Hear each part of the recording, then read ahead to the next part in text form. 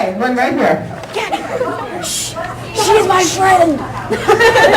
Oh, seeing most painful to cut out. I think the ones that really hurt are on my website, like Shopping with Alice. That was hard. I like Shopping with Alice. I kind of wanted to stretch the time out there so you get a sense of, that distance away from Edward, and kind of that made me anxious. But, they wanted to get the action going. So that one was hard to give up on. And then, of course, prom dresses are always hard to give up if you're me. Okay, yes.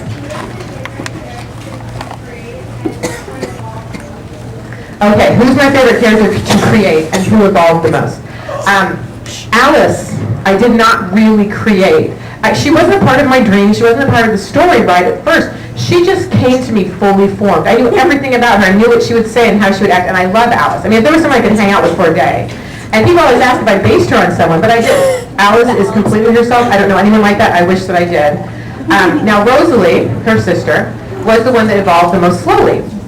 When I first wrote Twilight, Rosalie, I don't even know what she was doing in it. She was window dressing. She was beautiful, and she kind of stood there, and she had no opinions, and there was just nothing important about her. And I didn't know why I couldn't get more of her character. Everyone else came to me so easily.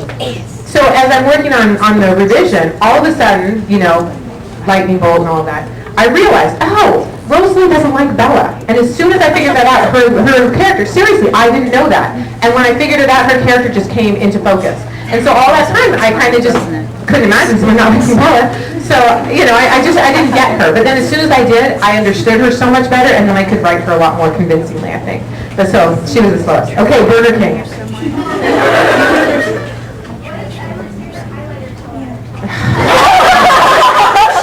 See, now I can do those all day long because everyone wants to know Edward's favorites, everything. And I kind of like to leave that open to interpretation. I mean, his favorite color, I don't know, highlighter, is, on Bella is dark blue. So, All right, right there. Do you like vampires or werewolves better? Okay. Now, see, that's sort of a question I don't want to answer in this form. I'm not as far as mythical creatures, I am not a horror person at all. I didn't read horror novels before I wrote Twilight. I don't read vampire books. I've never seen a vampire movie except for little pieces on TV, and then I changed the channel. I scare easily. I decided I need a t-shirt that says world's wussiest vampire author, and it's, no one can take that title from me. So, I'm just not really like that whole kind of horror person. I'm a Freddy cat. So when my editor and I were working on Twilight, and she was very sure it was a horror novel, and I was very sure it was a romance, we were kind of butting heads, and it's still kind of an interesting thing to me. How did I end up writing about vampires? I don't know. But, so it's kind of hard to say what my favorite horror creature is, and I really don't. That's why the Coens are so not horror, because I'm not either. But, okay, next question. Sweatshirt.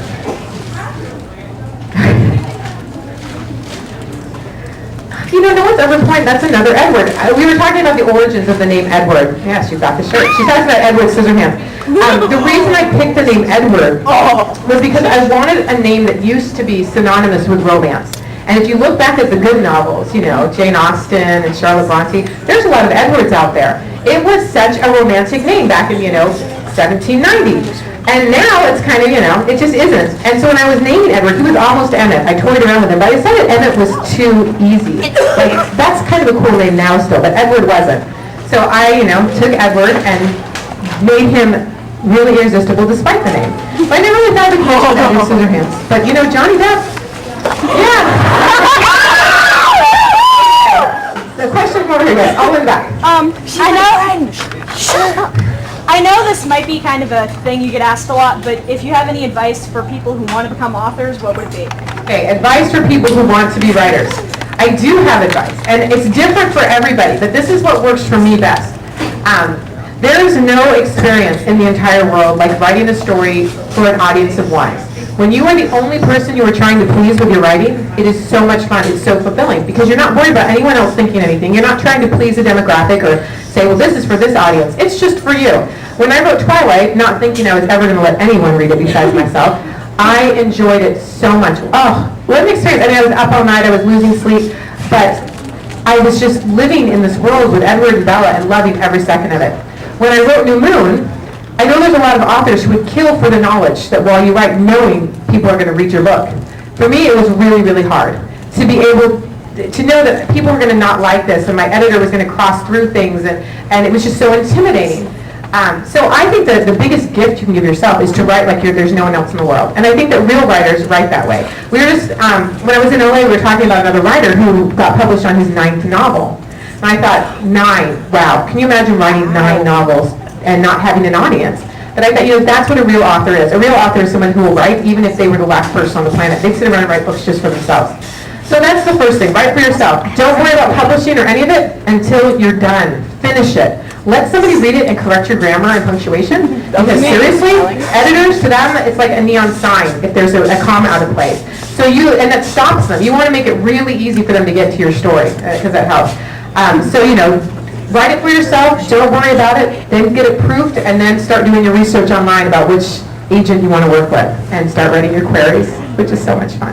Thank you. You're very welcome. Okay, right here. If you get your names of people. She asked what made me decide to not go with kind of established vampire canon and break the rules. I didn't decide to do that. Like I said, I don't watch a lot of, I don't watch any vampire movies. My impression, what I know of vampires is like the Halloween knowledge. But even still, I broke a lot of the rules.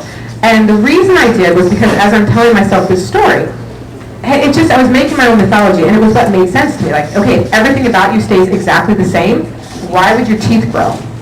Nothing else is changing. And even in my dream, Edward did not have fangs, so it kind of went along with that.